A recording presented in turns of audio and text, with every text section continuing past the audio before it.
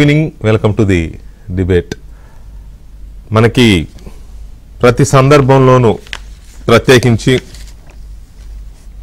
ఎన్నికలు అవ్వగానే లేదా ఎన్నికలు జరగడానికి కొంచెం ముందు ఒక కొత్త పంచాయతీ ఒకటి మనకి దేశం మొత్తం వినపడుతూ ఉంటుంది. తెలుగు రాష్ట్రాల్లోనూ ఉంటుంది, దేశవ్యాప్తంగా కూడా ఉంటుంది. ఇది గడిచిన ఒక 20 ఏళ్లుగా చూస్తూనే ఉన్నాం. ఇంకెక్కువే, ఫర్ దట్ మ్యాటర్ ఇంకెక్కువే. ప్రతిసారి ఒకటే పంచాయతీ, ఈవీఎం ఈవీఎం ఈవీఎం. ఓడిపోయిన వాళ్ళు ఈవీఎంలు వల్ల ఓడిపోయామంటారు, గెలిచిన వాళ్ళు జనం వల్ల, జనం ఆదరాభిమానాల వల్ల గెలిచామంటారు. గెలిచిన వాళ్ళు ఈవీఎంల గురించి మాట్లాడరు, ఓడిపోయిన వాళ్ళు మాత్రం ఈవీఎంల వల్లే ఓడిపోయామంటారు. పోనీ ఓడిపోయిన వాళ్ళు ఏమన్నా గెలిచాక వచ్చి అదే ఈవీఎంల గురించి మాట్లాడతారా, ఈవీఎంలు వద్దు అని అంటారా అంటే అప్పుడు మాట్లాడరు. మళ్ళీ ఈ దేశంలో ఈవీఎంలు ఉండాలా, బ్యాలెట్ పేపర్ని మళ్ళీ తీసుకురావాలా అనే చర్చ అక్కడక్కడ ఉన్నా ఓవరాల్గా చూస్తే ఎక్కువ శాతం ఆధునికతను సంతరించుకుంటూ ముందుకెళ్ళాలి తప్ప మళ్ళీ ఇంకా బ్యాలెట్ ఇవి తీసుకురావడం, పైగా ఇంత పెద్ద దేశంలో బ్యాలెట్ పేపర్ ద్వారా ఎలక్షన్ పెడితే రిజల్ట్స్ వచ్చేసరికి దాదాపు 2 రోజులు పడుతుంది. అసెంబ్లీలో అయితే ఒక రోజు 1.5 డే పడుతుంది. పార్లమెంట్ అయితే 2.5 పట్టిన రోజులు కూడా ఉన్నాయి. సో ఎందుకు ఈ పంచాయతీ వస్తుంది ప్రతి సందర్భంలోనూ? నిజంగానే ఈవీఎంల మీద వీళ్ళకి నమ్మకం లేకనా? ఒకవేళ నమ్మకం లేకపోతే అధికారంలో ఉన్నప్పుడు వాటిని తీసేయచ్చు కదా. ఉదాహరణకి కాంగ్రెస్ పార్టీ ఉంది. కాంగ్రెస్ పార్టీ దేశాన్ని అత్యధిక కాలం పరిపాలించిన పార్టీ. ఇప్పుడు రాహుల్ గాంధీ అంటున్నారు 100 నియోజకవర్గాల్లో ఈవీఎంల మాయేదో జరిగింది, ఇదో పెద్ద స్కామ్, ఇది ఓట్ స్కామ్ జరిగింది, నేను 1-2 రోజుల్లో ఏదో బాంబు ఒకటి పేల్చబోతున్నాను, 100 పార్లమెంటు నియోజకవర్గాలకు సంబంధించిన బాంబు పేల్చబోతున్నాను అంటున్నారు. ఇంత ముందు కూడా అన్నారు, ఇది కొత్త కాదు ఆయన. మరి ఆయన వాళ్ళ అధికారంలో ఉన్నప్పుడు ఏమన్నా వాటి గురించి మాట్లాడారా? ఈవీఎంలు తీసేశారా? 10 ఏళ్ళు మన్మోహన్ సింగ్ గారి నేతృత్వంలో బ్రహ్మాండంగా యూపీఏ 1 యూపీఏ 2 2 ప్రభుత్వాలు నడిచాయి. మన్మోహన్ సింగ్ అత్యుత్తమమైన, అత్యంత ఆదరణ కలిగిన నేత, ఆర్థికవేత్త, ఆయన వివాదరహితుడు. నిజంగా ఈవీఎంలు మంచివి కాకపోతే ఆయనే నిర్ణయం తీసుకునేవాడు, లేదా రాహుల్ గాంధీ, సోనియా గాంధీ గారు ఇద్దరు కలిసి తీయించేసే పని. అప్పుడు తీయించలా, ఓడిపోతే మాట్లాడతారు. అంతకుముందు బీజేపీ వాళ్ళు కూడా కొంత సందర్భాల్లో మాట్లాడారు. ఇక ఇప్పుడు మళ్ళీ కొత్తగా మనం చూస్తే వైఎస్ఆర్ కాంగ్రెస్ పార్టీ, జగన్మోహన్ రెడ్డి గారు అయితే అదే పని మీద ఉన్నారు, ఈవీఎం ఈవీఎం ఈవీఎం అని. ఇక ఇప్పుడు నిన్న కేటీఆర్ గారు ఎలక్షన్ కమిషన్ దగ్గరికి వెళ్ళారు, పార్టీకి సంబంధించి, ఎమ్మెల్యేలకు సంబంధించి వీటి మీద వెళ్ళి ఆయన కూడా అన్నారు, బ్యాలెట్ పేపర్లు ప్రవేశపెట్టాల్సిందే, మళ్ళీ వచ్చే ఎన్నికలు బ్యాలెట్ పేపర్ ద్వారానే జరగాలి, ఈవీఎంలో ఏదో మతలం ఉంది, ఏదో మాయాజాలం ఉంది అని. 2 ఎలక్షన్లు వరుసగా గెలిచారు తెలంగాణ వచ్చిన తర్వాత. ఆ 10 ఏళ్ల కాలంలో ఎప్పుడూ ఈవీఎంల గురించి మాట్లాడలేదు. మరి అప్పుడు బీజేపీ కేంద్రంలో అధికారంలో ఉంది. ఇప్పుడు ఎందుకు కొత్తగా అధికారం పోగానే ఈవీఎంలు వద్దు, బ్యాలెట్ కావాలి అనే చర్చ జరుగుతోంది? ఇటువంటి కొన్ని అంశాలు మరి అది భావదారిద్ర్యమా, లేకపోతే రాజకీయ దారిద్ర్యమా, లేక నిజంగానే బ్యాలెట్ పేపర్లు వస్తే వీళ్ళ తలరాతలు మారిపోతాయా, బ్యాలెట్ పేపర్లు ఉన్నప్పుడు రిగ్గింగ్లు జరగలేదా? ఇటువంటి అంశాలు చాలా ఉన్నాయి. ఏంటి అసలు ఎందుకు ఈ చర్చ జరుగుతోంది అనే దాని మీద మనం చర్చను చూద్దాం. మనతో చర్చలో సీనియర్ జర్నలిస్టు, రాజకీయ విశ్లేషకులు పుల్లారావు గారు ఉన్నారు ఢిల్లీ నుంచి. అలాగే సిబిఐ మాజీ జాయింట్ డైరెక్టర్, జై భారత్ పార్టీ అధ్యక్షులు జేడి లక్ష్మణ్ గారు ఉన్నారు. అండ్ తెలుగుదేశం పార్టీ జాతీయ అధికార ప్రతినిధి, స్వచ్ఛాంధ్రప్రదేశ్ మిషన్ చైర్మన్ పట్టాభిరామ్ గారు ఉన్నారు. మరి కాసేపట్లో బీఆర్ఎస్ జగిత్యాల శాసనసభ్యులు కోరుట్ల శాసనసభ్యులు సంజయ్ గారు జాయిన్ అవుతారు. అలాగే తెలంగాణ కాంగ్రెస్ అధికార ప్రతినిధి సామ రామ్మోహన్ రెడ్డి గారు కూడా జాయిన్ అవుతారు. ముందుగా లక్ష్మణ్ గారు నమస్తే అండి. నమస్తే. వందే మాత్రం లక్ష్మణ్ గారు. లక్ష్మణ్ గారు, ఎందుకు ఈవీఎంలు అనేది ఓడిపోయిన వాళ్లే మాట్లాడుతూ ఉంటారు ఎప్పుడు? పోనీ ఓడిపోయిన వాళ్ళు గెలిచిన తర్వాత మార్చేస్తారా అంటే మళ్ళీ మార్చరు, వాడు టచ్ కూడా చేయరు. అందరూ మాట్లాడారు అదే అంటున్నా. ఈవీఎంల గురించి ప్రతి ఒక్కరూ మాట్లాడారు. ఎందుకంటే మీరు ఒకసారి చూసుకుంటే ఓడిపోగానే ఒక థియరీ ఉంటుంది మేనేజ్మెంట్ లో, స్కేప్ గోట్ థియరీ. అంటే మన ఫైనల్ గా మనం ఏం జరిగినా కూడా ఫైనల్ గా ఏదో ఒకదాన్ని కారణం చెప్పాలి. కాబట్టి అత్యంత సులభంగా మనం ఎలక్షన్ ప్రక్రియలో చెప్పేదానికి ఈవీఎంస్ ట్యాంపర్ చేశారు అన్నది చాలా సులభమైన విషయం. కానీ ఎలక్షన్ కమిషన్ వాళ్ళు ఈవీఎం ని ఎలా ట్యాంపర్ చేస్తారో మాకు చూపించండి అని చెబితే ఎవరు రాలేదు, ఎవరు కూడా చేయలేకపోయారు దాని గురించి. కాబట్టి ఆ విధమైన థియరీ మీకు నడుస్తూనే ఉంది. యాక్చువల్ గా ఇప్పుడు తీసుకుంటే 2019లో ఏప్రిల్ 14న 14 రీజనల్ పార్టీలు 6 నేషనల్ పార్టీలు ఢిల్లీలో ఒక మీటింగ్ పెట్టారు. అందులో వాళ్ళు చెప్పింది ఏంటంటే 191 దేశాల్లో ఎలక్షన్లు జరుగుతున్నాయి, కానీ కేవలం 18 దేశాల్లో మాత్రమే ఈవీఎంలు ఉపయోగిస్తున్నారు. కొన్ని దేశాలు, ముఖ్యంగా అభివృద్ధి చెందిన దేశాలు జర్మనీ, నెదర్లాండ్స్, ఐర్లాండ్, ఇవన్నీ కూడా మొదట్లో ఈవీఎంలు పెట్టినా కూడా వాటిని విత్డ్రా చేశారు, మళ్ళా వాళ్ళు బ్యాలెట్ పేపర్కే వెళ్ళిపోయారు. అందువల్ల ఇటువంటి దేశాలు వెళుతుంటే కేవలం అభివృద్ధి చెందుతున్న దేశాలు, మిగతా దేశాలు, ఇటువంటి 18 దేశాలు మాత్రమే ఈవీఎంఎల్ని వాడుతున్నారు అన్నది. తర్వాత దానిలో రకరకాల కారణాలు కూడా వాళ్ళు చెప్పారు. ఎందుకంటే ముఖ్యంగా అందులో వాళ్ళు చెప్పడం ఏంటంటే ఈవీఎంలు 20-25% పని చేయలేదు. ఆ తర్వాత ఉదయం 4 గంటల వరకు కూడా ఎలక్షన్లు నడిచాయి. సో ఇలాంటి రకరకాల కారణాలు చెబుతూ మళ్ళా బ్యాలెట్ దగ్గరికి వెళ్ళిపోతే, షిఫ్ట్లలో ఎక్కువ మందిని పెడితే త్వరగా బ్యాలెట్ బాక్స్ కౌంటింగ్ కూడా మనం చేయవచ్చు అన్నది. ఎందుకంటే అని ప్రతి ఒక్కరూ మాట్లాడారు. మీరు అటు జగన్మోహన్ రెడ్డి గారు కావచ్చు, ఇటు చంద్రబాబు నాయుడు గారు కావచ్చు, గారు కావచ్చు, ప్రతి ఒక్కరూ మాట్లాడారు దీని గురించి. అందుకనే నేను చెప్పాను, స్కేప్ గోట్ థియరీ అన్నది ఏదైతే ఉందో దాన్ని ఉపయోగిస్తూ వీళ్ళందరూ కూడా వెళ్ళారు. సో ఇప్పుడు ఈవీఎంస్ గురించి, ఇప్పుడు ముఖ్యంగా మీరు ఇంట్రొడక్షన్ లో రాహుల్ గాంధీ గారి గురించి మాట్లాడారు. ఆయన ముఖ్యంగా ఆటం బాంబ్ పేలుస్తానని చెప్పి ఆయన మాట్లాడారు. ఆయన చెప్పిన ప్రధానమైన 3 విషయాల్లో ఆయన ఏం మాట్లాడారంటే, మొదటిది ఓటు చోరీ అన్నాడు. ఓటర్ థెఫ్ట్ ఆయన చేసిన మొదటి ఇది. అంటే చాలా ఓటర్ లిస్ట్ లో మ్యానిపులేషన్స్ జరుగుతున్నాయి. తర్వాత ఇది జరిగింది మా దగ్గర 6 నెలల యొక్క రీసెర్చ్ చేసి, ఇన్వెస్టిగేషన్ చేసి, it is almost open and shut case అని ఆయన మాట్లాడేది. ఇది నంబర్ 1 రీజన్. తర్వాత మహారాష్ట్రలో ఆయన చెప్పడం ఏంటంటే సుమారుగా 1 కోటి ఓటర్లను యాడ్ చేశారు, దాంట్లో లిస్ట్ లో ఇంక్లూడ్ చేశారు అన్నది ఆయన చేసిన రెండవది. మూడవది వచ్చి బీహార్ లో జరుగుతున్న ఏదైతే స్పెషల్ ఇంటెన్సివ్ రివిజన్ ఎస్ఐఆర్ ఏదైతే జరుగుతుందో దానిలో ప్రధానంగా ఒక 63 లక్షల మంది ఓటర్లని వాళ్ళు బయటికి తీసేస్తున్నారు. అందులో ప్రధానంగా ఎస్సీ, ఎస్టీ, ఓబీసీ మరియు మైనారిటీ వాళ్ళు ఎక్కువగా ఉన్నారు. సో ఈ విధమైన ఇవన్నీ కూడా జరుగుతుందని ఆయన election commission of India employees కూడా వార్నింగ్ ఇచ్చాడు. మీరు దేశ ద్రోహానికి పాల్పడుతున్నారు, అంటే భారతదేశంలో డెమోక్రటిక్ ప్రాసెస్, ప్రజాస్వామ్య వ్యవస్థ ఏదైతే ఉందో దానికి విరుద్ధంగా మీరు పనిచేస్తున్నారు. మేము ఎవరిని వదలం, ఈవెన్ రిటైర్ అయిపోయినా కూడా మేము వాళ్లను పట్టుకొని వస్తామని చెప్పి ఆయన మాట్లాడిన ఒక భాష. ఆ తర్వాత వారితో పాటు Indian national development inclusive alliance ఏదైతే ఉందో ఆ పార్టీలు కూడా ఈ విధంగా రాహుల్ గాంధీ చేస్తున్న ప్రకటనలు ఏవైతే ఉన్నాయో వాటన్నిటినీ కూడా వాళ్ళు సమర్థిస్తూ ఉన్నారు. ఆ తర్వాత కర్ణాటక ఓటర్ లిస్ట్ లో కూడా రిగ్గింగ్ జరిగిందని ఆయన, దానికి ఎలక్షన్ కమిషన్ ఏం చెప్పిందంటే, రాహుల్ గాంధీ గారు మేము ఎప్పుడు పిలిచినా కూడా ఆయన ఎప్పుడు మా మీటింగులకు రాలేదు, ఆయన ఎప్పుడు కూడా ఈ విషయాల గురించి ఎత్తలేదు.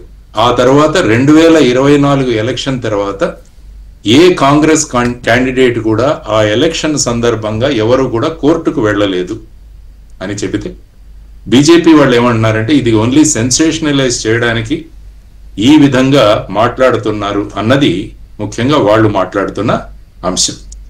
సో ఇటువంటి పరిస్థితులలో ప్రస్తుతం ఉంది. తర్వాత సుప్రీంకోర్టుకి 100% వీవీప్యాట్లు వెరిఫై చేయాలని కూడా వెళ్ళడం జరిగింది.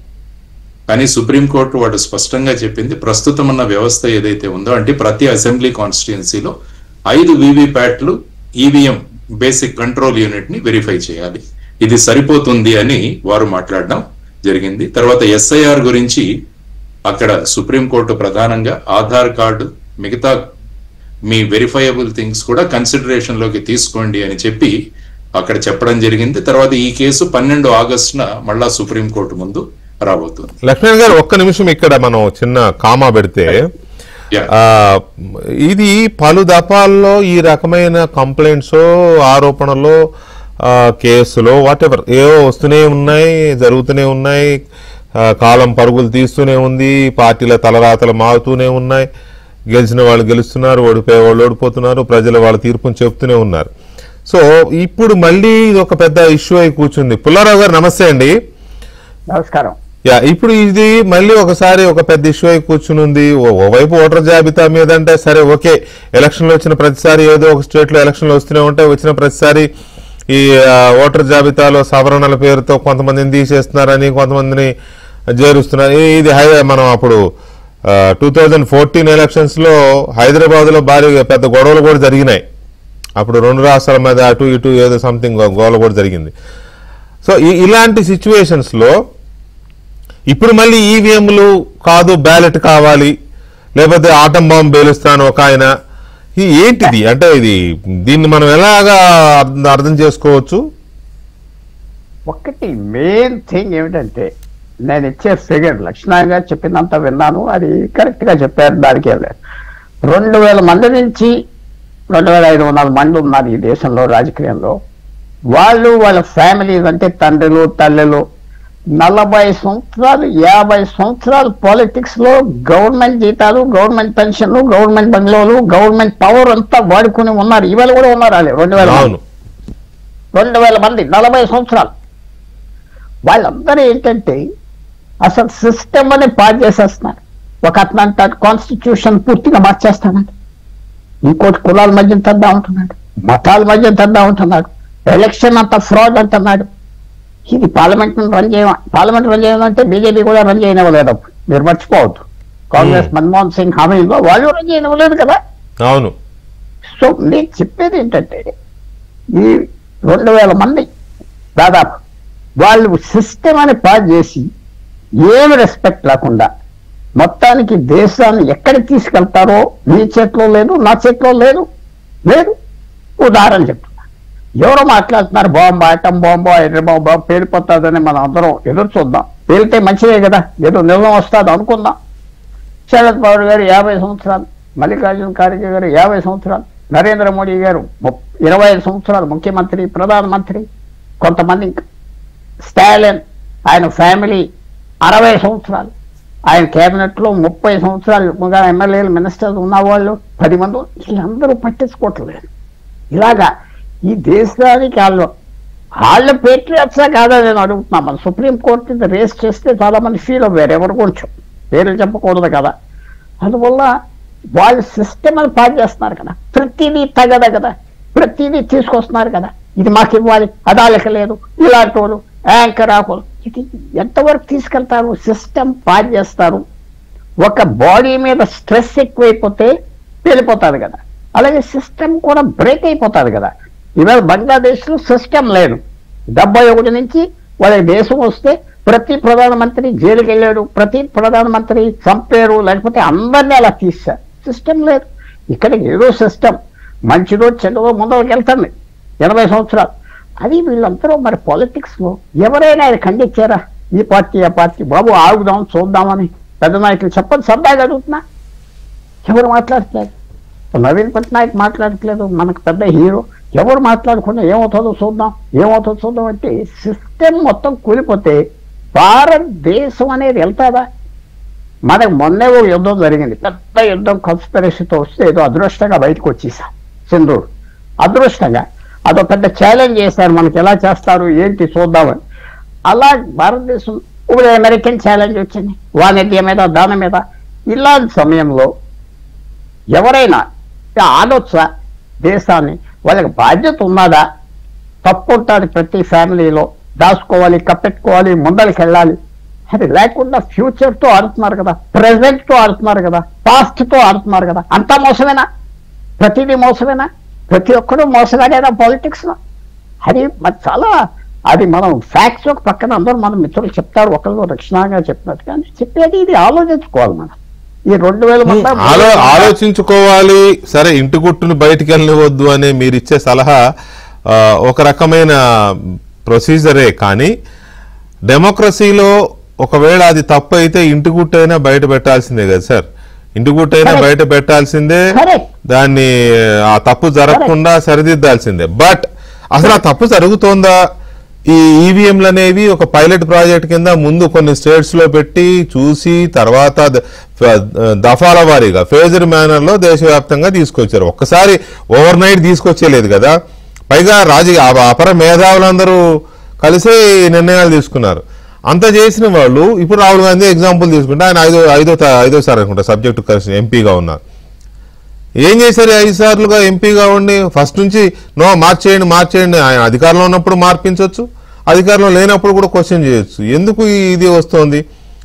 ఈ రకమైన రాష్ట్రాల్లో కూడా ప్రాంతీయ పార్టీలు అప్పుడు ఒకలా అధికారంలో బీఆర్ఎస్ శాసనసభ్యులు సంజయ్ కుమార్ గారు, అలాగే తెలుగుదేశం పార్టీ నాయకులు పట్టాభి గారు కూడా ఉన్నారు. ఒకసారి సంజయ్ గారితో మాట్లాడదాం. సంజయ్ గారు నమస్తే అండి. నమస్కారం వెంకటకృష్ణ గారు.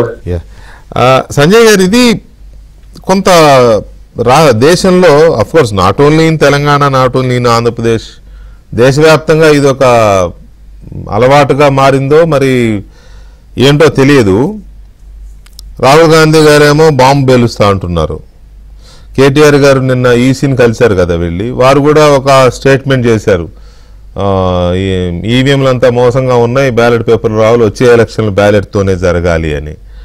బట్ నెవర్ బిఫోర్ కదా, 10 ఏళ్ళు పవర్లో ఉన్నప్పుడు ఎప్పుడు మరి అది వచ్చినట్టయితే నేనైతే నోటీస్ చేయలేదు.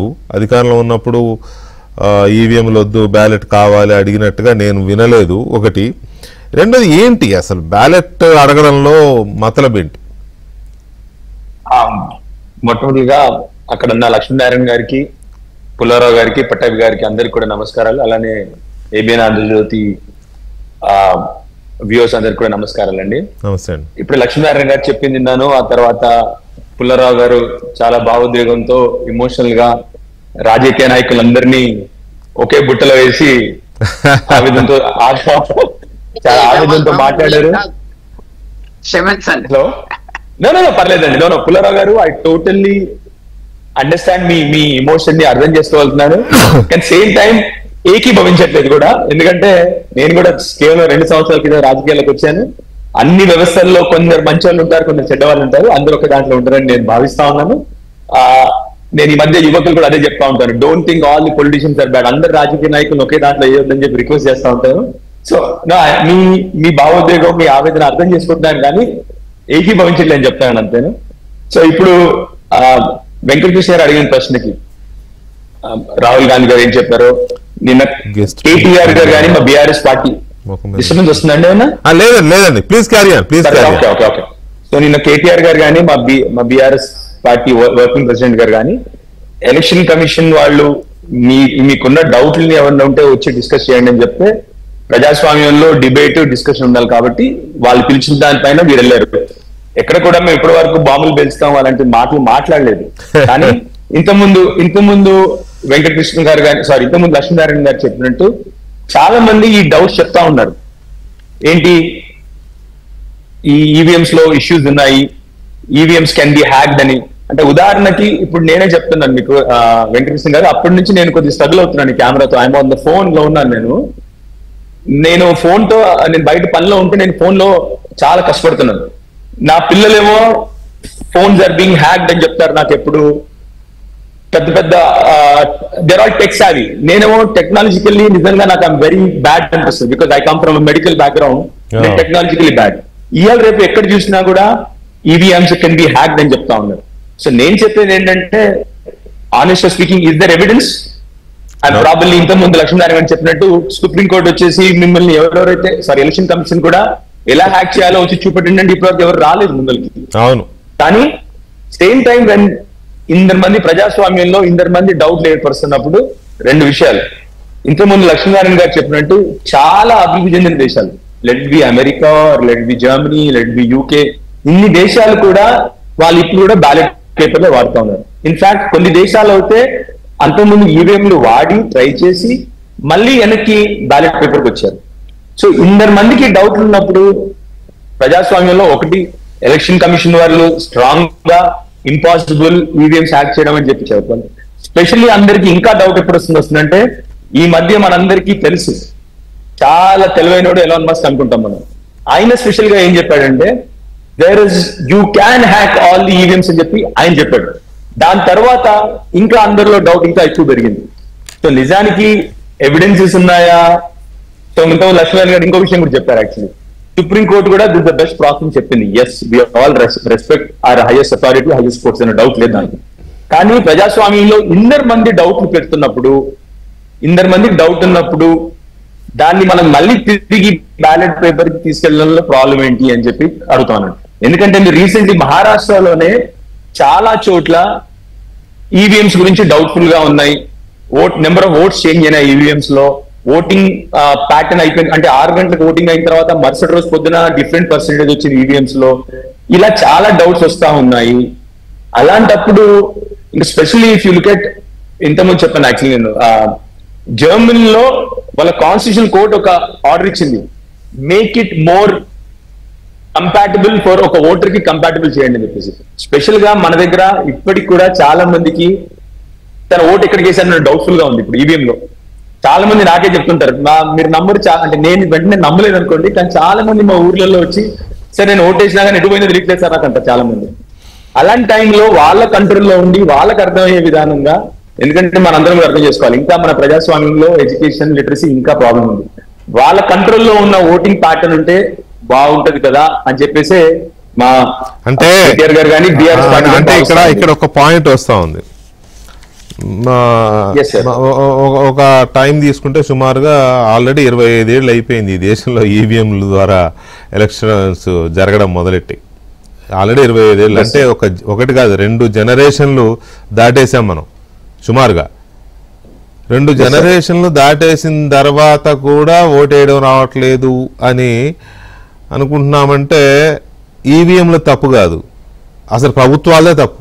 ఆ జనరేషన్లు ఈవీఎంలో ఓటేయడంలో కూడా తెలియనంత వెనకబాటుతనంలో ఉన్నాయంటే సిగ్గుపడాలి మొత్తం దేశం మొత్తం. అది ఒక పాయింట్. ఒక్క నిమిషం ఎమ్మెల్యే గారు, ఒక్క నిమిషం అండి. అయితే దాంట్లోకి వెళ్లే ముందు పట్టాభి గారు, ఇప్పుడు సంజయ్ గారు ఏమంటారంటే, పట్టాభి గారు నమస్తే. సంజయ్ గారు ఏమంటారంటే ఇంకా చాలా మంది దేశంలో చాలా మంది ఇది మాట్లాడుతున్నారు, టెక్నికల్ గా అది ఉంది, దాన్ని అలా చేయొచ్చు, దీన్ని అలా చేయొచ్చు, any device can be hack అనే ఒకటి ఉంది అని చెప్పి. నా పాయింట్ ఏంటంటే వీళ్ళందరూ ఓడిపోయినా మాట్లాడుతున్నారు, గెలిచినప్పుడు ఎవరు మాట్లాడట్లా. లక్ష్మణ్ గారు కూడా నా కామెంట్స్ని సపోర్ట్ చేశారు. అందరూ ఓడిపోయినాకే మాట్లాడుతున్నారు. చంద్రబాబు నాయుడు గారు మాట్లాడవచ్చు, జగన్మోహన్ రెడ్డి మాట్లాడవచ్చు, మోడీ గారు మాట్లాడవచ్చు, రాహుల్ గాంధీ మాట్లాడవచ్చు. ఓడిపోయినప్పుడు మాత్రమే, గెలిచినప్పుడు మళ్ళీ అందరూ దాని గురించి సైలెంట్గా ఉంటారు. సో గడిచిన కొన్ని సంవత్సరాలుగా మాత్రం మోడీ గారు కానీ చంద్రబాబు నాయుడు గారు కానీ ఇప్పుడు అంతా ఒకే మాట మీద ఉన్నారు, ఈవీఎంస్ ఆర్ గుడ్ రైట్. ఈ మధ్య మస్క్ ఏదో ఒకటి టంగ్ స్లిప్ అయ్యాడు, అది నిజమో అబద్ధమో తెలియదు, నాకు తెలియదు. ఆయన పెద్ద టెకీ, మరి ఆయన ఎందుకు అన్నాడో తెలియదు. మస్కే అన్నాడు కదా తీసేయాలని వీళ్ళు మొదలు పెట్టారు. సో ఈ నేపథ్యంలో అసలు ఏంటి ఈవీఎం యొక్క సాంక్టిటీ మీద ఇవన్నీ ఎందుకు వస్తున్నాయి ఇన్ని సంవత్సరాల తర్వాత, దాదాపు 25-30 సంవత్సరాల తర్వాత? వికే గారు, మీకు ప్యానెల్లో ఉన్నటువంటి పెద్దలకి, ఏబిఎన్ ప్రేక్షకులందరికీ నమస్కారం. నమస్తే అండి. 2019లో తెలుగుదేశం పార్టీ, మా పార్టీ ఆనాటి ఎన్నికల్లో ఘోర పరాజయం పాలైంది. మాకు కేవలం 23 సీట్లు మాత్రమే వచ్చాయి. ఆ రోజున మేము ఈవీఎంల మీద ఏమి డౌట్స్ ఎక్స్ప్రెస్ చేయాలి. చంద్రబాబు నాయుడు గారు మీడియా ముందుకు వచ్చి నేను ఈవీఎం వల్లే ఓడిపోయాననే అనలా. నేను ప్రజా తీర్పుని శిరస గౌరవిస్తాను, మేము దీని నుంచి కొన్ని పాఠాలు నేర్చుకుంటాం, ఇంకా మెరుగ్గా భవిష్యత్తులో పనిచేస్తాం అని చెప్పి హుందాగా ప్రజా తీర్పుని స్వీకరించాం 2019లో. మాకు వచ్చింది 23 సీట్లు. కానీ ఇవాళ జగన్మోహన్ రెడ్డి గారు కానీ రాహుల్ గాంధీ గారు కానీ ఎవరు ఎన్నికల్లో ఓటమి పాలైనా కానీ ఈవీఎంల మీద నెపం నెడతా ఉన్నారు. మన సుప్రీంకోర్టు కూడా ఒక కీలకమైనటువంటి వ్యాఖ్య చేసింది. మన ఈ మధ్య ఒక బిల్ దాఖలు చేశారు, మళ్ళీ బ్యాలెట్ పేపర్స్ రావాలని చెప్పి ఒక బిల్ దాఖలు చేస్తే దాన్ని రిజెక్ట్ చేస్తూ సుప్రీంకోర్టు కూడా ఇదే మాట అంది. You say EVMs are tampered when you lose and they are not tampered when you win అని సుప్రీంకోర్టే మనం ఏదైతే అనుకున్నామో అది సుప్రీంకోర్టే అంది. మీరు గెలిచినప్పుడేమో ఈవీఎంలు బాగా పనిచేస్తే ఓడిపోయినప్పుడు మాత్రం ఈవీఎంలు ట్యాంపర్ చేశారని మీరు ఎందుకు మాట్లాడతారని చెప్పి. కాబట్టి ఈ వాదన అనేది కరెక్ట్ కాదు వీకే గారు. ఇప్పుడు ఉదాహరణకి ఇప్పుడు ఈవీఎంలు ట్యాంపర్ చేసే టెక్నాలజీ అందుబాటులో ఉంటే నిజంగా హైపోథెటికల్గా అనుకుందాం అండి, ఒకవేళ అటువంటి టెక్నాలజీ అందుబాటులో ఉందనుకుందాం. 2024 జనరల్ ఎలక్షన్ అప్పుడు బీజేపీ స్లోగన్ ఏంటంటే అబ్ కీ బార్ 400 పార్. అవును, ఈసారి మనం 400 సీట్లు దాటబోతున్నాం అన్నది వాళ్ళ స్లోగన్ అండి. కానీ ఎన్ని వచ్చినాయండి భారతీయ జనతా పార్టీకి? 240 సీట్లు వచ్చాయి. నిజంగా అటువంటి అద్భుతమైన టెక్నాలజీ ఈవీఎంలను ట్యాంపర్ చేసే టెక్నాలజీ అందుబాటులో ఉంటే 400 పార్ అయిపోయేది కదా. 240 సీట్లకి భారతీయ జనతా పార్టీ ఎందుకు పరిమితం అవుతుంది? ప్రతిపక్ష ఇండియా అలయన్స్ కి భారీగా సీట్లు ఎలా పెరుగుతాయి? కాంగ్రెస్ కి 99 సీట్లు, సమాజ్వాదీ పార్టీకి 37, తృణమూల్ కాంగ్రెస్ 29. ఇవన్నీ ఎలా సాధ్యమయ్యాయి సార్? అదేవిధంగా 2023లో కర్ణాటకలో జరిగినటువంటి ఫ్యాక్ట్ చెప్పాలంటే కాంగ్రెస్ పార్టీకి ప్రతిపక్ష హోదా వచ్చింది. You're right. గతంలో లేనటువంటి ప్రతిపక్ష హోదా కాంగ్రెస్ పార్టీ సంపాదించుకుంది. ఇప్పుడు అదేవిధంగా కర్ణాటకలో జరిగిన ఎలక్షన్లో 135 సీట్లలో కాంగ్రెస్ గెలిచింది. బీజేపీ 38 స్థానాలు కోల్పోయి 66 సీట్లకే పరిమితమైంది. అదే రకంగా సాధ్యం అవుతుంది సార్. నిజంగా ఈవీఎంలు ట్యాంపర్ అయ్యే అవకాశం ఉంటే తెలంగాణలో అమాంతంగా కాంగ్రెస్ పార్టీ గత ఎన్నికల్లో కంటే 45 స్థానాలు అధికంగా గెలుచుకుని 64 సీట్లతో తెలంగాణలో రేవంత్ రెడ్డి గారు ముఖ్యమంత్రి అయ్యారు. అది ఎలా సాధ్యమైంది? ఒకేసారి 40 సీట్లు అదనంగా ఎలా వచ్చేసాయి? హిమాచల్ ప్రదేశ్లో కాంగ్రెస్ ప్రభుత్వం ఏ రకంగా ఏర్పడింది? ఇవన్నీ ఈవీఎం ట్యాంపరింగే సాధ్యమైతే ఇవన్నీ ఎందుకుంటాయి సార్? ఒక అసెంబ్లీ ఎలక్షన్లో కిషన్ రెడ్డి గారు ఓడిపోయారు. సీనియర్ నాయకుడు హైదరాబాద్లో, అప్పుడు చీఫ్ మినిస్టర్ క్యాండిడేట్ అనుకున్నారు కిషన్ రెడ్డి గారు. అసెంబ్లీ ఎలక్షన్లో ఓడిపోయాడు ఆయన. ఇవన్నీ ఎట్లా జరుగుతాయి? నిజంగా ఈవీఎంలు మార్చుకోగల శక్తి ఒక మనిషికి ఉంటే ఇటువంటి రిజల్ట్స్ రావు కదా. రెండోది వీకే గారు, ఇవాళ మనం ఇతర దేశాలతో పోలుస్తూ ఉన్నాం. ఇవాళ ఎలక్ట్రానిక్ ఓటింగ్ మెషిన్స్ ని భారతదేశంలో ఎందుకు ప్రవేశపెట్టవలసిన పరిస్థితి ఏర్పడింది అంటే అందరూ అర్థం చేసుకోవాల్సింది, India conducts the largest election process in the world. ప్రపంచంలోనే అతి పెద్దదైనటువంటి ఎలక్షన్ ప్రాసెస్ మన దేశంలో జరుగుతుంది. మరే దేశంలో కూడా 97 కోట్ల మంది ఓటర్లు, 97 crore voters are there in India. మీరు చైనాని మర్చిపోండి. చైనా అది ఎలక్షన్ కాదు, అది వన్ సైడ్, ఒకే పార్టీ అది. కాబట్టి చైనా ఎలక్షన్ ప్రాసెస్ పక్కన పెట్టండి. డెమోక్రటిక్ కంట్రీస్ లో 97 crore ఓటర్స్ ఉన్నటువంటి దేశం ఏదైనా ఉందా? మీరు ఇవాళ పదే అమెరికాతో పోలుస్తూ ఉన్నారు. అమెరికాలో ఉన్నటువంటి ఓటర్స్ ఎంతమంది అండి? కేవలం 17 crore. Where is 97 crore and where is 17 crore? How can you compare a democracy, world's largest democracy, with 97 crore voters? 5 times India లాంటి దేశాన్ని తీసుకెళ్లి 17 కోట్ల మంది ఓటర్లు ఉన్న అమెరికాతో ఎలా పోలుస్తారు? And there are few more facts. ఇండియాలో పోలింగ్ ఎలక్షన్ జరిగేటప్పుడు ఎన్ని పోలింగ్ బూత్స్ ఉంటాయో తెలుసా అండి? 10,50,000 పోలింగ్ బూత్లు ఉంటాయండి. 10.5 lakh polling stations, 1.5 crore polling officials, 55 lakh EVMs. ఇది అసలు ఇదొక ప్రపంచంలోనే ఇది ఒక పెద్ద వింత అండి. అంటే ఇంత కష్టమైనటువంటి ఎన్నికల ప్రక్రియని ఎలక్షన్ కమిషన్ అంత స్మూత్ గా సజావుగా నిర్వహించగలుగుతుందంటే it is because of technology.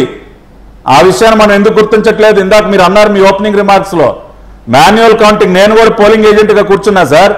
1998 parliament election లో, 99 పార్లమెంట్ ఎలక్షన్ లో నేను పోలింగ్ ఏజెంట్, కౌంటింగ్ ఏజెంట్ గా కూర్చున్నా, పోలింగ్ ఏజెంట్ గా కూర్చున్నా. కౌంటింగ్ సెంటర్ లో బ్యాలెట్ పేపర్లు కౌంటింగ్ ఏ రకంగా జరుగుతుందో నేను చూసా. ఉదయం కౌంటింగ్ సెంటర్కి వెళ్తే మరుసటి రోజు ఉదయానికి బయటకు వచ్చేవాళ్ళం మేము. రాత్రంతా నిద్ర ఉండేది కాదు మాకు. ఆ బ్యాలెట్ పేపర్లు కౌంటింగ్ జరుగుతుంది, ఆ కట్లు కడతా ఉంటారు, ఒక్కొక్క బ్యాలెట్ చూపిస్తూ ఉంటారు, దాని మీద ముద్ర ఎక్కడ పడిందో అని మేము తనుకుంటా ఉంటాం. మా పార్టీ గుర్తు దగ్గర ముద్ర పడిందంటే మా పార్టీ గుర్తు దగ్గర ముద్ర పడిందని చెప్పి పెద్ద గొడవలు, యుద్ధాలు జరిగిపోయాయి కౌంటింగ్ స్టేషన్ లో. తెల్లవారులు నిద్ర లేకుండా కూర్చునే వాళ్ళం అక్కడ. కానీ వాళ్ళు కొన్ని గంటల్లోనే రిజల్ట్ సాధ్యం అవుతా ఉందంటే అది ఈవీఎం వల్ల కాదా? నేను 2 జనరల్ ఎలక్షన్స్ కి చీఫ్ ఎలక్షన్ ఏజెంట్ గా పనిచేశా. 2014 ఎలక్షన్ కి, 2024 ఎలక్షన్ కి I'm the chief election agent for Vijayawada parliament constituency. నేను 2014 జనరల్ ఎలక్షన్ లో as a chief election agent నేను అనేక ఈవీఎంస్ నేను టెస్ట్ చేశా. ఎందుకంటే అప్పుడు అనేక అనుమానాలు ఈ విధంగానే వ్యక్తం అవుతున్నటువంటి సందర్భంలో I myself had check. Mock polling conduct చేస్తారు. ఈవీఎంస్ ని మనం సీల్ చేసి స్ట్రాంగ్ రూమ్ లో పెట్టే ముందు వాళ్ళు they call all political parties, అన్ని పొలిటికల్ పార్టీని పిలిచి అన్నిటిని ఈవీఎంస్ ప్రతి ఒక్క ఈవీఎం ని టెస్ట్ చేస్తారు. వచ్చి పొలిటికల్ పార్టీ రిప్రజెంటేటివ్స్ కూర్చోమంటారు. నిజమే, చెక్ చేసుకోండి అది ఈవీఎం. పట్టాభి గారు, ఇక్కడ ప్రాబ్లం ఏంటంటే మీరు అన్నది నిజమే, మీలాగానే చీఫ్ ఎలక్షన్ ఏజెంట్స్గా పనిచేసిన వాళ్ళు ఇతర పార్టీల్లో కూడా ఉన్నారు. వాళ్ళు గెలిచినప్పుడు వాళ్ళు ఎప్పుడు మాట్లాడలేదు ఈవీఎంస్ గురించి. వాళ్ళు ఓడిపోగానే టీడీపీకి 23 సీట్లు వచ్చినప్పుడు వైసీపీ అన్నదా ఈవీఎంల ప్రాబ్లం వల్లే టీడీపీకి 23 వచ్చినాయి అని? అనలేదుగా. కానీ ఇప్పుడు తనకు 11 వచ్చేసరికి ఇది ఈవీఎంల ప్రాబ్లం అంటుంది. 2 సార్లు అధికారంలోకి వచ్చిన బీఆర్ఎస్ పార్టీ ఫస్ట్ బొటాబొటి మెజారిటీతో అధికారంలోకి వచ్చింది. తర్వాత 80 సీట్లకు పైగా గెలుచుకుంది తెలంగాణలో.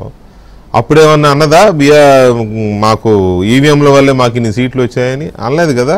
బట్ ఇప్పుడు అధికారం పోయిన తర్వాత ఇప్పుడు బ్యాలెట్ కావాలంటోంది. కాంగ్రెస్ పార్టీ ఈ దేశాన్ని సుదీర్ఘకాలం పరిపాలించిన పార్టీ ఏదన్నా ఉంది అంటే అది కాంగ్రెస్ పార్టీ.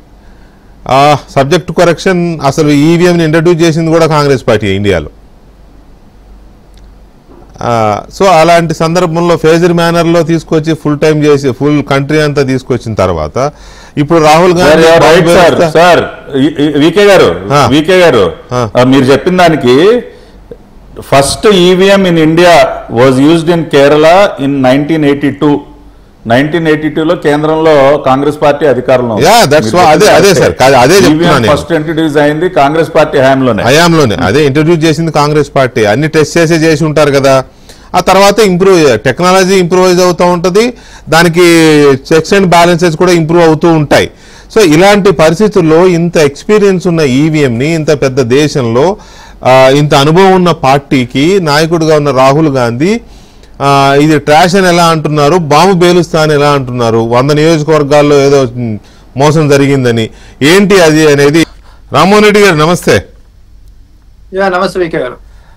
రామ్మోహన్ రెడ్డి గారు, మీది చాలా పెద్ద పార్టీ, 125 సంవత్సరాల పైబడి అనుభవం ఉన్న పార్టీ.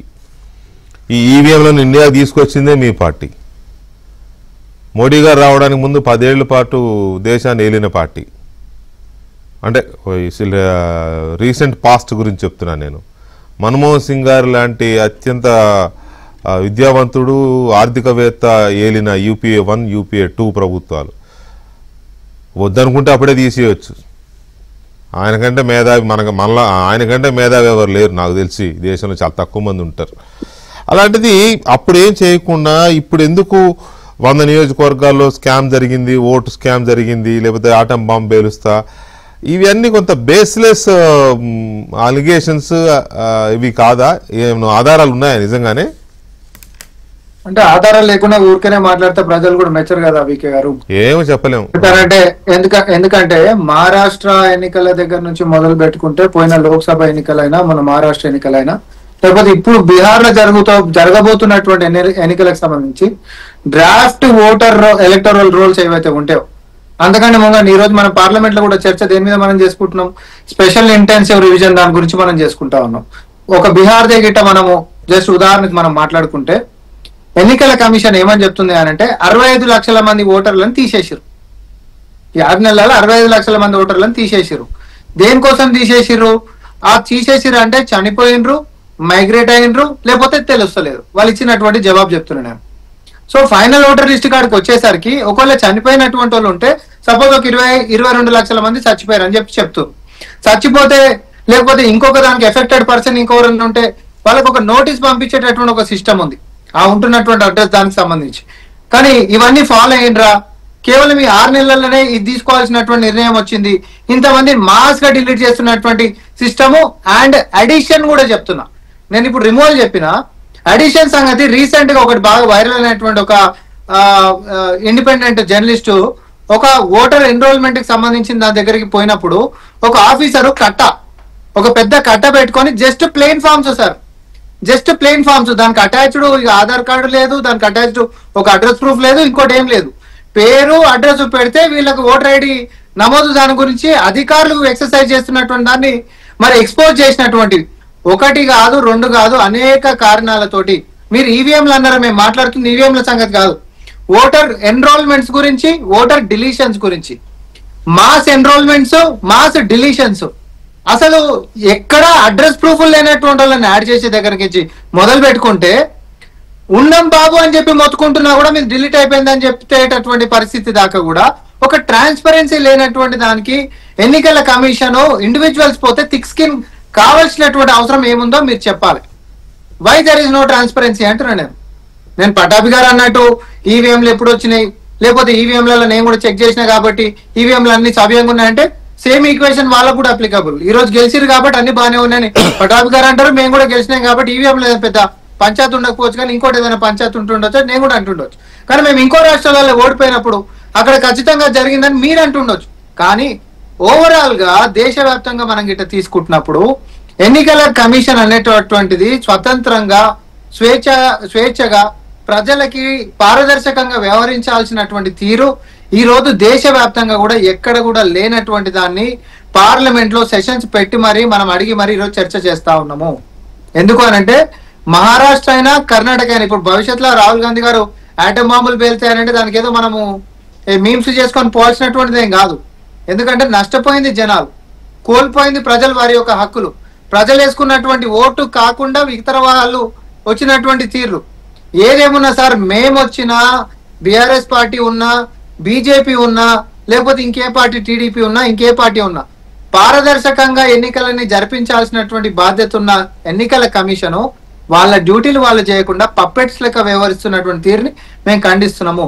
వాళ్ళు చేసినటువంటి తప్పులను మేము ఎక్స్పోజ్ చేస్తా ఉన్నాం. ఇట్లా తప్పేముందో మాకైతే అర్థమైతలేదు. తప్పు ఉందని ఎవరు అంటున్నారు? తప్పు ఉందని కాదు, కానీ ప్రతి సందర్భంలోనూ నేను ఒక మీ పార్టీ అని కాదు, ఏ పార్టీ అయినా ఓడిపోయి ఉన్నప్పుడు ఇలాంటివన్నీ మాట్లాడుతూ ఉంటారు. డెఫినెట్ గా ఒక విషయంలో మాత్రం అంగీకరించవచ్చు, అక్కడక్కడ కొంతమంది ఓటు కోల్పోతూ ఉంటారు, వాళ్ళ పేరు డిలీట్ అవుతాం, లిస్టులో ఉండదు, లేని వాళ్ళ పేర్లు కొన్ని ఉంటాయి, ఉన్న వాళ్ళ పేర్లు కొన్ని ఉండవు, లేకపోతే బూతులు మారిపోతూ ఉంటాయి. ఇది ప్రతి ఎన్నికల క్రతువప్పుడు మనం ఎక్స్పీరియన్స్ చేస్తున్నదే, ఇదేం కొత్త కాదు.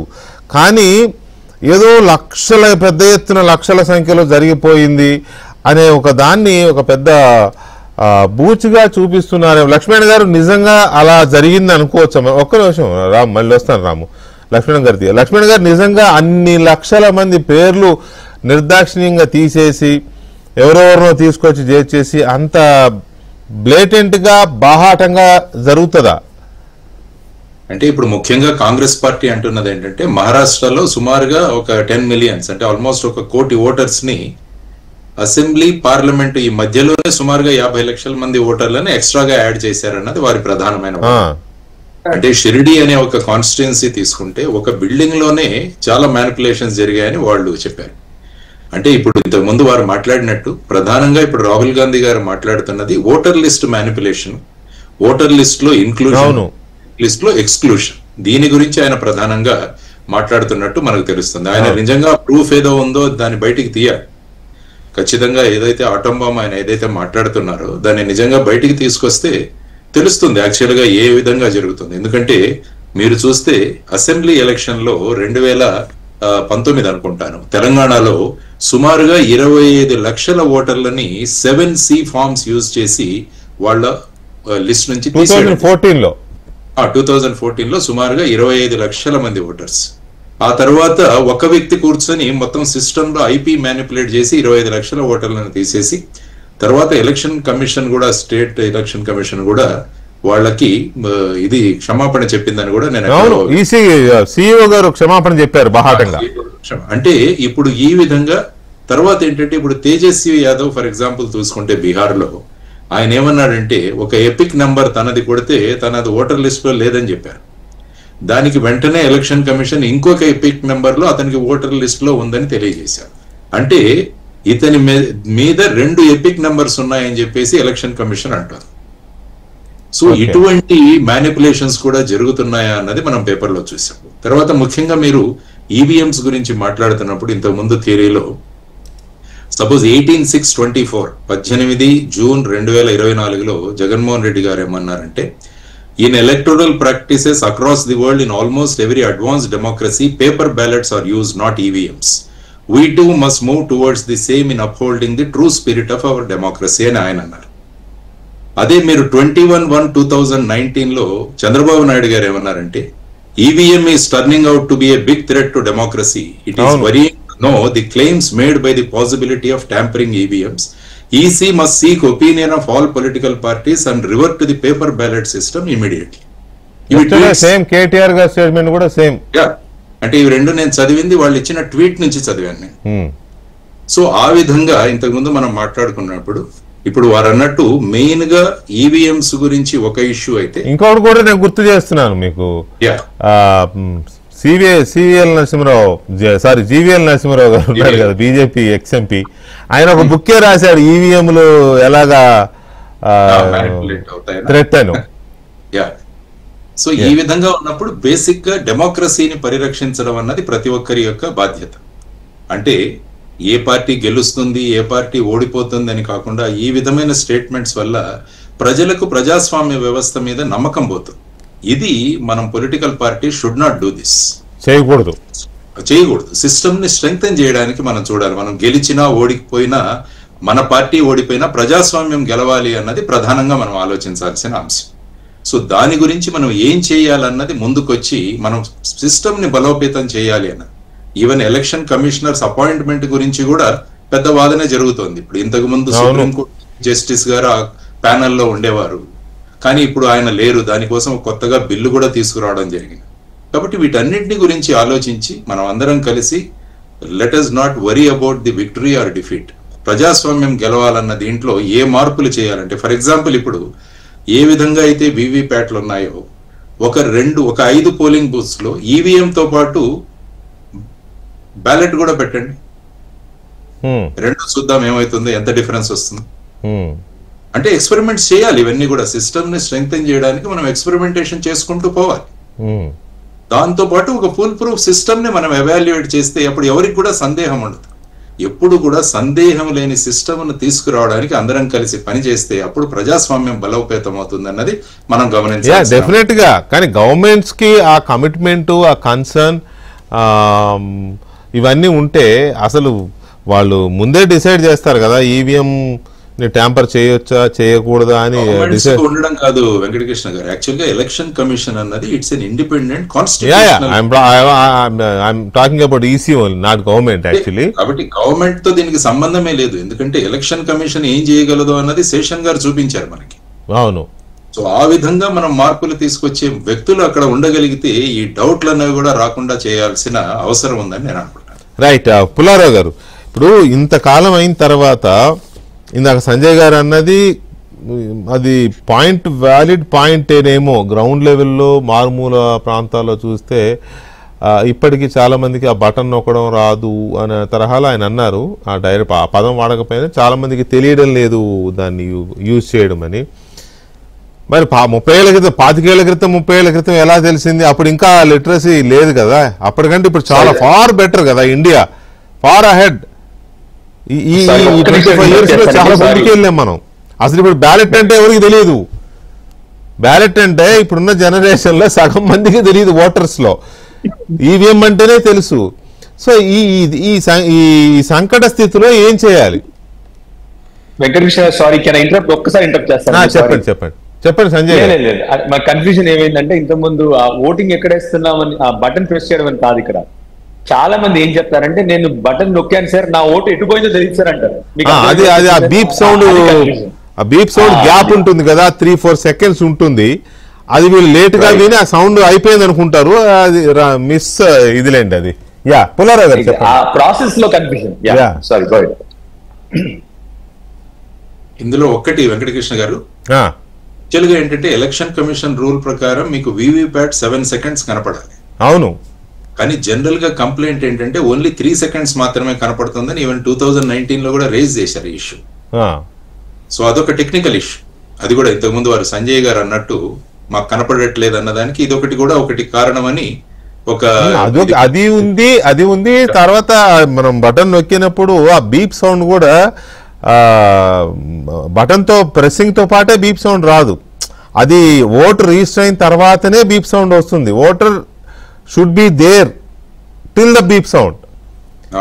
అది కొంత కన్ఫ్యూజన్ ఉంటది. కానీ 5 ఏళ్ళ క్రితం ఇంకా భయంకరంగా ఉంటుంది కదా అప్పుడు కొత్తగా వచ్చినప్పుడు. రైట్, పుల్లారావు గారు ప్లీజ్ గో హెడ్.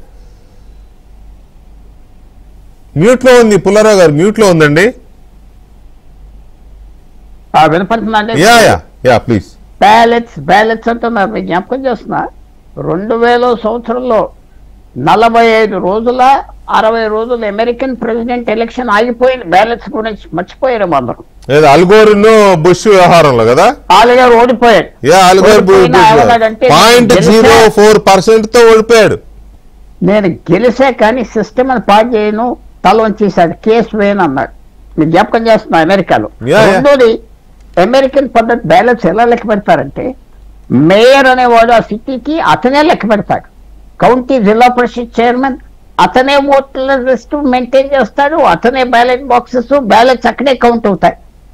ఇదేదో కలెక్టర్ ఆఫీస్కి తీసుకొచ్చి అందరికి కూర్చోబెట్టి సెంట్రలైజ్ బ్యాలెట్ సిస్టమ్ మనం తీసుకుని అది ఉండదు. అది ఒప్పుకుంటారా పొలిటీషియన్స్? మీ వ్యతిరేక మనిషి జిల్లా పరిషత్ చైర్మన్, మీ వ్యతిరేక మనిషి మున్సిపల్ చైర్మన్ గా ఉంటే ఒప్పుకుంటారా? ఒప్పుకోరు కదా. అది మీరు మనం మర్చిపోకూడదు. బ్యాలెట్స్ లెక్క పెడతారని ఇందాక పట్టాభి గారు చెప్పినట్టుగా 17 కోట్ల మంది ఓటర్స్ ఉన్నారు. దాంట్లో 8 కోట్ల మంది 10 కోట్ల మంది ఓట్లు వేస్తారు. ఆ సిస్టమ్ దాదాపు కాలిఫోర్నియా ఒక 80-90 కౌంటీస్ ఉన్నాయి, ఒక 20-30 ఊరికే ఫిగర్స్ చెప్తున్నా, అక్కడే లెక్క పెడతారు. ప్రెసిడెంట్ ఎలక్షన్ అవునాయి, గవర్నర్ ఎలక్షన్ అవునాయి, ఎమ్మెల్యే ఎలక్షన్. మన వాళ్ళు ఒప్పుకుంటారా? ఫర్ ఎగ్జాంపుల్ ఇప్పుడు మన ఏదో పార్టీ ఉన్నారనుకోండి, కాంగ్రెస్ మినిస్టర్ నిలబడ్డాడు, ఆయన లెక్క పెట్టించుకుంటాడు మున్సిపల్ బాడీ. సార్ కుదరదు మన దేశంలో. నేను అన్న మాట ఏంటంటే తప్పు ఉంటే మనం కరెక్ట్ చేయాలి. కానీ ఇలాన్ మస్క్ ఏమన్నాడు, ఏ మషీన్ అయినా హ్యాక్ చేయొచ్చు, అది థియరిటికలీ కరెక్ట్, ఏదైనా హ్యాక్ చేయొచ్చు, ఏదైనా అంతవరకు కరెక్ట్. కానీ మనకు వచ్చే డేంజర్ నేను ఎక్స్ప్లెయిన్ చేస్తాను ఏంటంటే, ఈవేళ కూడా ఈ డిబేట్ వస్తుందంటే మన దేశానికి నష్టం. ఇంప్రూవ్ చేయండి, మీరు చెప్పింది, ఇంకా టైం ఇవ్వండి, ఇంకో ఎక్స్ట్రా ఏజెంట్స్ పెట్టండి, వాళ్ళని బయట అడగండి, కన్ఫర్మ్ చేయండి, సిస్టమ్ మార్చాలి. కానీ మనకు వచ్చినప్పుడు 97 కోట్ల మంది సెంట్రలైజ్డ్ కౌంటింగ్ కదా, ఆ జిల్లా హెడ్ క్వార్టర్స్ లో కౌంటింగ్ చేయాలి కదా, లేకపోతే ఎన్ని ప్రాబ్లమ్స్ ఉన్నాయి. మనం ప్రోగ్రెస్ అవ్వాం, సిస్టమ్ అని అందరూ తీసుకొచ్చేస్తే కిందకి కష్టం. ఈ దేశం సర్వైవ్ అవుతామని చెప్తున్నా. ఇది ఇంప్రూవ్ చేయొచ్చు ఉన్న సిస్టమ్, ఎలా మానిటర్ చేయొచ్చు. నేను ఓటేసా, చెక్ చేయండి, 1% ఓట్స్ చెక్ చేయండి, 5% చెక్ చేయండి. తర్వాత ఓటర్లో చైతన్యం తీసుకురండి.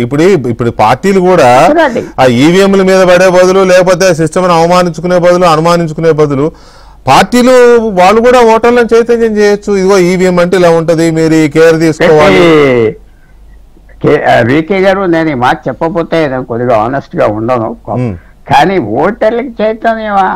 ఎలక్షన్ కమిషన్ ఎప్పుడు నేను విమర్శించేది ఏంటంటే, ఓట్లు కొనుగోలు అమ్మగోలు అప్పలేకపోతున్నారు కదా, దొరికితే డబ్బులు లెక్క పెడుతున్నారు కదా, అది ఇంకా సీరియస్ డెమోక్రసీ.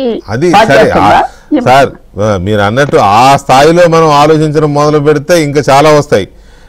కనీసం నేను అనేది రాజకీయ పార్టీలు స్లిప్స్ ఇవ్వడమో ఏదో చేస్తూ ఉంటాయి కదా, ఓటర్ స్లిప్స్ ఇవ్వడమో, అలాగనే వాట్ ఈజ్ ఈవీఎం అని అంటే బాగా ఓల్డ్ ఏజ్ ఉన్న ఓటర్స్, సీనియర్ సిటిజన్స్, ఇప్పుడు వచ్చే జనరేషన్స్కి అవసరం లేదు. They are very much aware of EVM, how to vote అనేది వాళ్ళకి బాగా తెలుసు. ఎప్పుడో లెట్స్ ఓట్ అనే క్యాంపెయిన్ చేసినప్పుడు మనం ఇది చూసేవాళ్ళం. తర్వాత ఇక్కడ ఇంకొక విషయం కూడా, ఇప్పుడు బ్యాలెట్ కావాలని అడుగుతున్నారు. సరే, ఓడిపోయిన వాళ్ళు అడుగుతున్నారా, గెలిచిన వాళ్ళు అడగట్లేదా, గెలిచిన వాళ్ళు పవర్ లేనప్పుడు అడిగారా లేదా అంటే అడిగారు, అందరూ అడిగారు, అడగని వాళ్ళు ఎవరూ లేరు, ఆల్మోస్ట్ అందరూ మాట్లాడిన వాళ్ళే, అధికారులకు వచ్చినాక మర్చిపోయిన వాళ్ళే. కాకపోతే ఒకటి, మనం వివిధ రకాల ప్రొఫెషన్స్లో ఉన్న వీళ్ళు ఇక్కడ మనం ఈ ప్యానెల్లో ఉన్న వాళ్ళం కానీ, నేను కానీ ఇంకా చూసేవాళ్ళు ఎవరైనా బ్యాలెట్లో ఉన్నప్పటికంటే ఇప్పుడు రీపోలింగ్ సెంటర్స్ తగ్గుతున్నాయా లేదా? ఎలక్షన్ రోజు వివిధ రకాల గొడవల వల్ల రీపోలింగ్ ఎక్కువ జరిగేది. బ్యాలెట్ పేపర్స్ ఉన్న దగ్గర బాక్సులు నక్సలైట్లు ఎత్తుకుపోవడాలు, లేకపోతే బాక్సుల్లో ఇంకులు పోయడాలు, తగలబెట్టడాలు ఇవన్నీ చూసాం కదా మనం.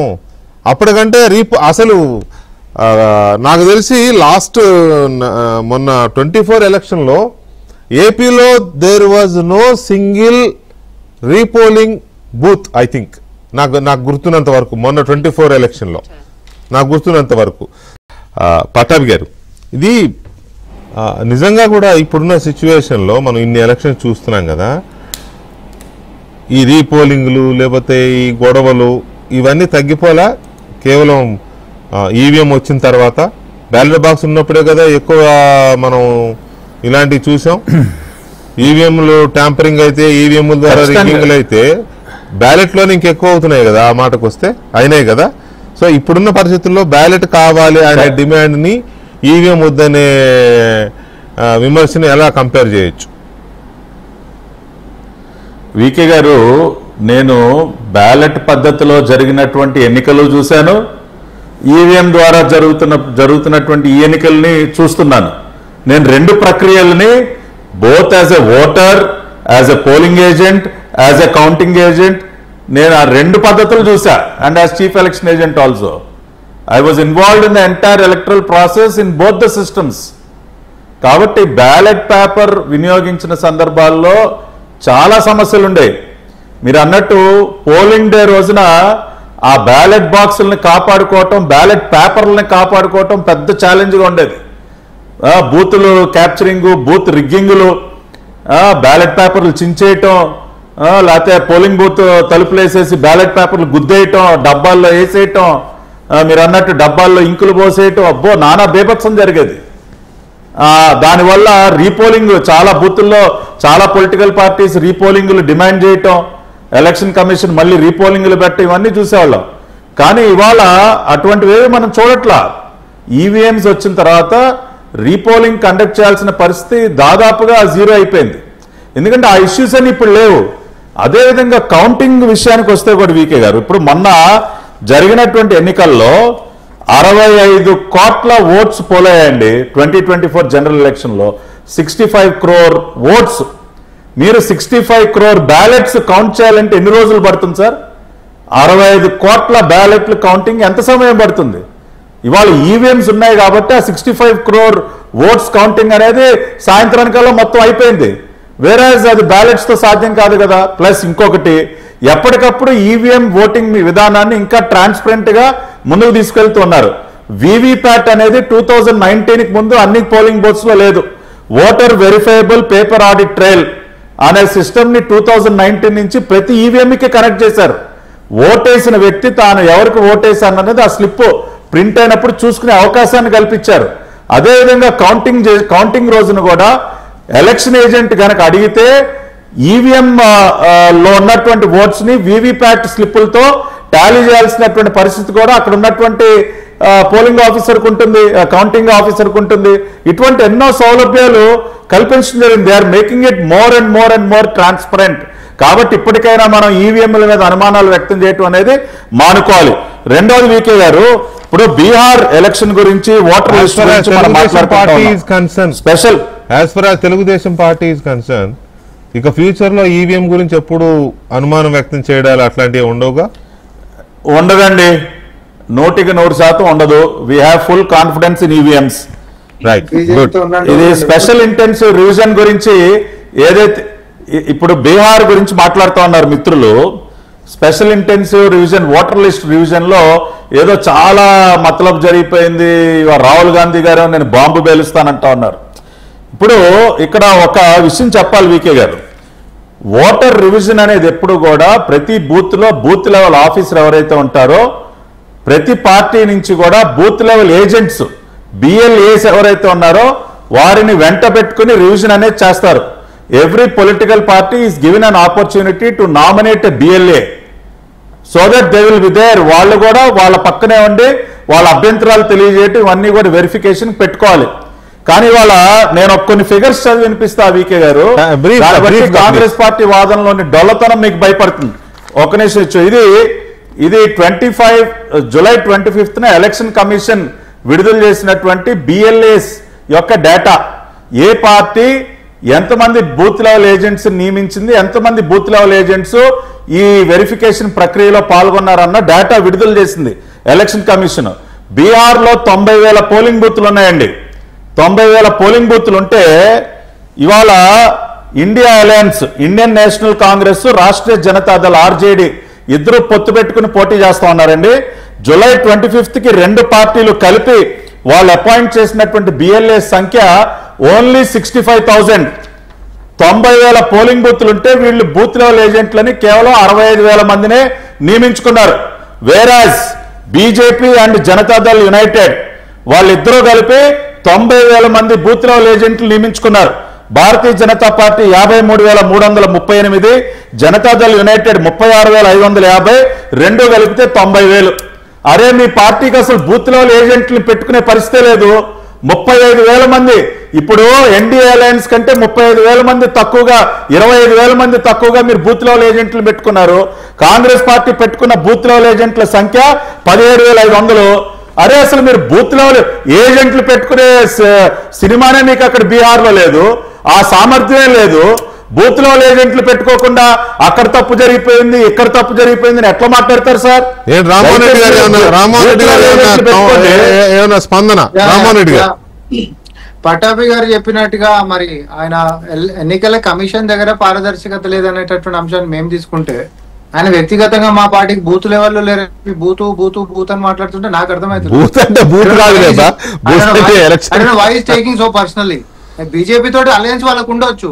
అరే పర్సనల్ కాదు, మీకు బూత్ లెవెల్ ఏజెంట్స్ పెట్టుకునే సామర్థ్యం లేదని చెప్తా ఉన్నా. మీరు ఎందుకు ప్రతి బూత్ లో బూత్ లెవెల్ ఏజెంట్ పెట్టుకోలేదు? మీరు ప్రతి బూత్ లో ఏజెంట్లు ఎందుకు పెట్టుకోలేకపోయారు?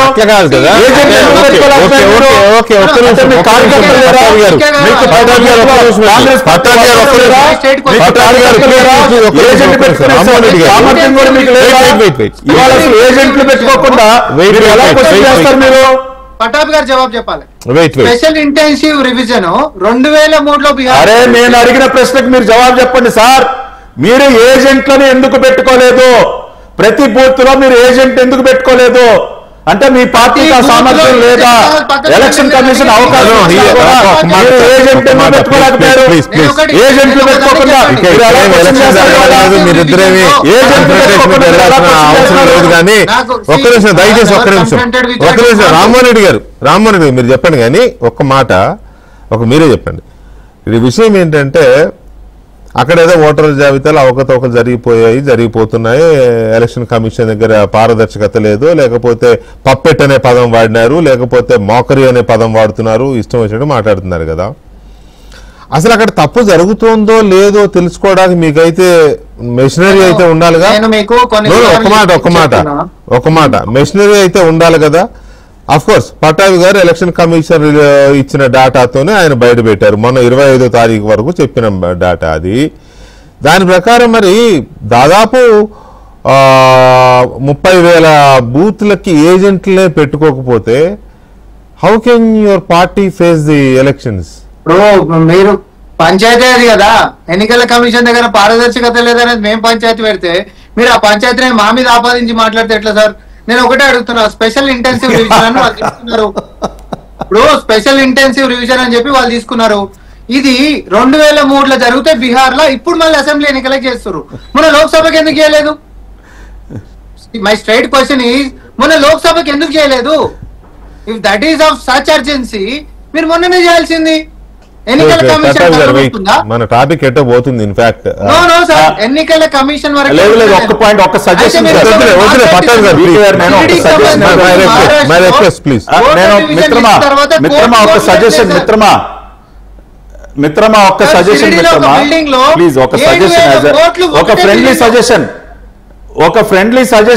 My friend, one friendly suggestion.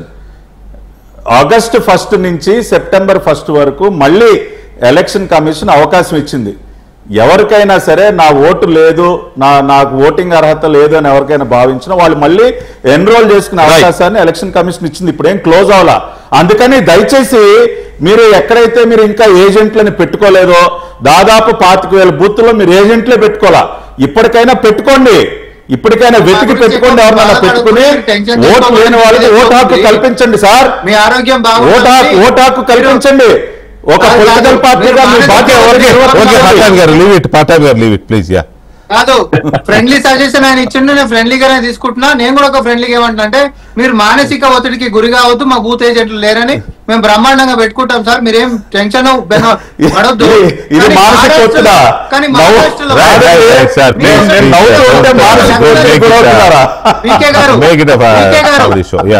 ఒకటి చెప్తున్నా, మహారాష్ట్రలో అనేటటువంటి ఎవరు మానసిక ఒత్తిడికి గురవుతా ఉన్నారో ప్రేక్షకులకు తెలుస్తా ఉంది. నేను ఇంత నవ్వుతాను. Liberty to give me friendly suggestion on debate. Okay Ramu చెప్పండి. It is your wish. I pity you. I have sympathy on you. I have sympathy on your party. మీ sympathy I am expressing my sympathy on your party. Right, okay. మీ సింపతిలు మాకు చెప్పొద్దు sir Telangana కానీ. కాదు VK గారు, చెప్పండి. VK గారు వయసులో నేను చిన్నోనని నాకు అవకాశం ఇవ్వకుండా ఉంటే ఇది కరెక్ట్ గా చెప్పు రామ్. నేను ఒకటి మహారాష్ట్రలో షిరిడి అనేటటువంటి అసెంబ్లీ కాన్స్టిట్యున్సీలో ఒక్క బిల్డింగ్ లో 7,000 ఓట్లు నమోదైనాయి 5 నెలల. రాహుల్ గాంధీ గారు దాన్ని అడ్రస్ చేశారు. దీనికి ఎన్నికల కమిషన్ వివరణ ఏమని చెప్పిందో తెలుసా? 7,000 ఓట్లు లేనే లేవు, అందులో ఒక 3,000 ఓట్లే ఉన్నాయి అన్నది ఒక బిల్డింగ్ లో. ఒక మాట చెప్తున్నా, కాదు మీరు అన్న పాయింట్ కరెక్టే రామ్మోహన్ రెడ్డి గారు, మీరు అన్న పాయింట్ కరెక్టే. ఎందుకంటే ఇదే బీజేపీ కేంద్రంలో, ఇదే బీజేపీ అధికారంలో ఉన్నది. తిరుపతి లోక్సభ నియోజకవర్గానికి సబ్జెక్టు కరెక్షన్ 2022 ఆర్ 2021లో ఉప ఎన్నిక జరిగింది. ఉప ఎన్నికలో మాజీ ఐఏఎస్ అధికారిని నిలబెట్టారు బీజేపీ తరఫున. బీజేపీ తీసుకుంది పొత్తులో భాగంగా ఆ సీటు. తర్వాత అక్కడ వైసీపీ నుంచి గురుమూర్తి నిలబడ్డారు. అక్కడ నిలబడితే 3 లక్షల దొంగ ఓట్లు జరిపించారు ఒక లోక్సభలో. జేడీ గారికి, లక్ష్మణ్ గారికి అందరికీ గుర్తుండే ఉంటుంది. ఇది 3 లక్షలు చేర్పిస్తే అదే బీజేపీకి చెందిన సత్యకుమార్ గారు, ఇప్పుడు మంత్రిగా ఉన్న సత్యకుమార్ గారు అవన్నీ పట్టుకున్నానని ఆయనే ప్రెస్ మీట్ పెట్టి అక్కడ చూపించారు అందరికి. ఇగో చూడండి ఫేక్ ఎపిక్ కార్డ్స్ అని. మరి ఇదే బీజేపీ కేంద్రంలో అధికారంలో ఉంది. మరి ఏపీలో ఎలా జరిగింది? 3 లక్షల దొంగ ఓట్లు ఎలా నమోదయ్యాయి ఒక్క పార్లమెంట్ కాన్స్టిట్యున్సీలో? ఇప్పుడు మహారాష్ట్ర అంటే మీకోసం చేసింది అనుకుంటున్నాం, బీహార్లో మీకోసం చేసిందని అనుకుంటున్నాం. అక్కడ బీజేపీ అభ్యర్థి ఉన్నారు.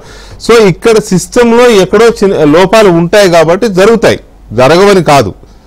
దానికి వాళ్ళు కారణమా వీళ్ళు కారణమా అంటే లోకల్ ఇన్ఫ్లుయెన్సెస్ కూడా కొంత అయి ఉండొచ్చు, అంతే కదా. సత్యమూర్తి గారు అధిష్టానంతో కోఆర్డినేషన్ లో ఉండకపోవచ్చు, అందుకనే ఉన్నారులే కానీ, సత్యకుమార్ ఉన్నారులే కానీ.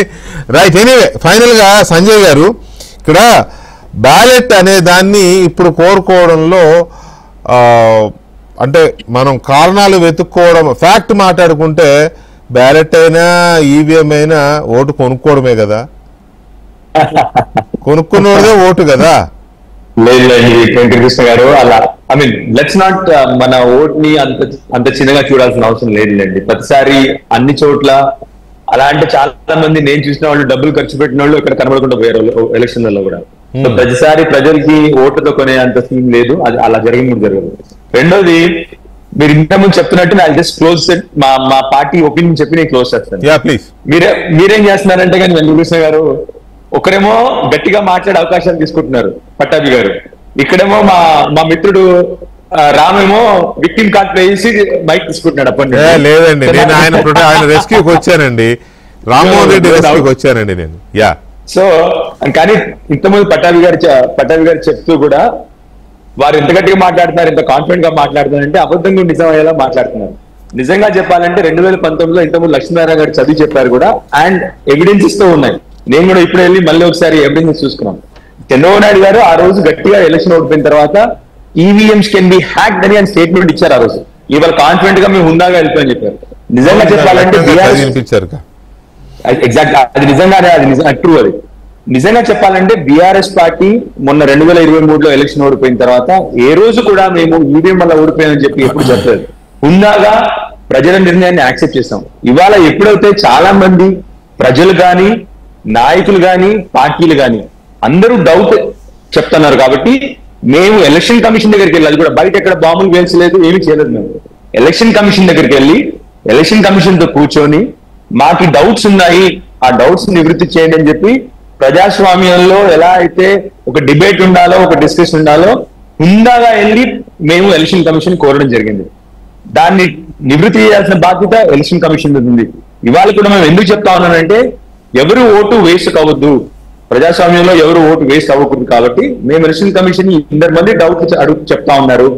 పార్టీలు చెప్తా ఉన్నాయి, టీడీపీ పార్టీ చెప్పింది, వైఎస్ఆర్ చెప్పింది, అందరూ చెప్పినారు కాబట్టి మేము కోరాం. మళ్ళీ ఒకసారి మా రిక్వెస్ట్ ఏంటంటే ఇంతకుముందు లక్ష్మీనారాయణ గారు ఒక మంచి ఐడియా ఇచ్చారు. ఏదైనా ఎవిడెన్స్ తో సహా మనం ముందుకు వెళ్ళాలి. ఒక ర్యాండమ్ స్టడీ పెడదాం. ఇప్పుడు ఒకసారి బ్యాలెట్ పేపర్లు పెడదాము, ఈవీఎంలు పెడదాం. చాలా మంది అప్పటి నుంచి ప్రాసెస్ ఆఫ్ కౌంటింగ్ ఎక్కువ టైం పట్టుద్ది అవన్నీ చెప్తున్నారు. అది కాదు ముఖ్యం. ఇక్కడ టైం పట్టింది అది విషయం కాదు కదా. మన ఓటు హక్కు వేస్ట్ అవ్వకూడదు, మనకున్న రైట్ ని వేస్ట్ అవ్వకూడదు. That is more important. మీరు అందరూ చెప్పింది నిజమే సార్, కానీ పెట్టాల్సిన సందర్భం వచ్చినప్పుడేమో వెనక్కిపోతారు, పెట్టే పొజిషన్లో లేని డిమాండ్ చేసే పొజిషన్లో ఉన్నప్పుడేమో డిమాండ్ చేస్తారు. ఇది కదా వచ్చిన ప్రాబ్లం ఇక్కడ వస్తూ ఉంది. ఇప్పుడు కూడా రాహుల్ గాంధీ గారు ఈవీఎంస్ గురించి ఇందాక మా టాపిక్ అది కాదన్నారుగా, నేను ఇది చెప్పలేదు. ముగిస్తూ నేను ఒకటి చెప్తాను.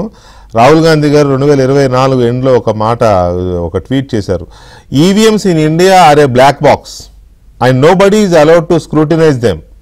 Serious concerns are being raised about transparency in our electoral process. Democracy ends up becoming a shame and prone to fraud when institutions lack accountability. అంటే ఇన్ని రోజులు చూసిన తర్వాత ఆయన చేసిన ట్వీట్ అది. ఇట్లా ఎవరికి వాళ్ళు మన వాళ్ళు చెప్పింది, జేడీ గారు చెప్పినా లేకపోతే మన పుల్లారావు గారు చెప్పిన ఒక మాట అయితే కరెక్ట్. పవర్లో ఉన్నప్పుడు లేదా హౌస్లో ఉన్నప్పుడు చేసి దాన్ని సెట్ చేసే ప్రయత్నం చేయాలి, కానీ సిస్టమ్ని వీకెండ్ చేసే విధంగా లేకపోతే ఇంత పెద్ద దేశంలో ప్రజల్లో అనుమానాలు వచ్చే విధంగా చేస్తే వాళ్ళు వేసే ఓటు మీద వాళ్ళకే ఇప్పటికే నమ్మకం లేదు. ఆ ఉన్న నమ్మకం కాస్త పోతుంది. కనీసం ఆ నమ్మకాన్నన్నా బతికిద్దాం. అదే ఇంటి కుట్టును దాచిపెట్టుకోవాలని పుల్లారావు గారు అన్నది అందుకే బహుశా.